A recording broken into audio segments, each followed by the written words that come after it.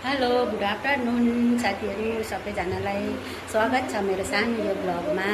सानो ब्लग बनाउँदैछु, हजुरहरू हेरिदिनुहुन्छ कि भनेर आशा गर्दैछु अनि लाइक गरिदिनुहुन्छ कि भनेर हेर्दै जानुहोस्। यहाँ अब म लन्च गर्नु आँटेको, हजुरहरूले गर्नुभयो कि भएन हो। अब म त लन्च गर्दैछु, हेर्नुहोस् है यहाँ के छ।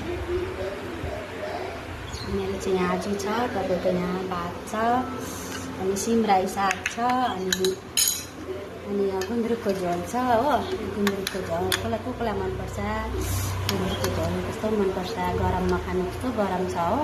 यहाँ छ तपाईँको चटनी छ यहाँ टमेटोको, अनि यहाँ छ सलाद। कसलाई मनपर्छ हो गुन्द्रुकको झोल। हुन्छ, अब हामी खाने हो ल।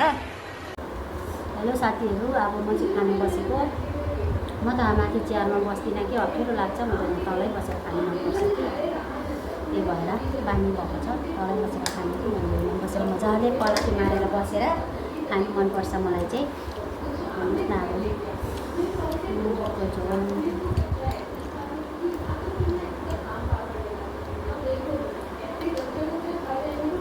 हजुरहरूले खानुभयो कि भएन, म त खानु बसेकै, हेर्नुहोस् है।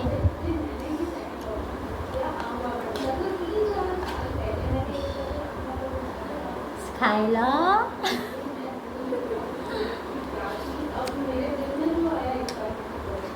बिचमा यहाँ खाना खाँदा हेर्नु न, यहाँ आम नानीले आमको अचार बनाउनु भने कि त्यसले नै निकालेर धुँदै गऱ्यो नि, काटेर नानीले नै बनाएको।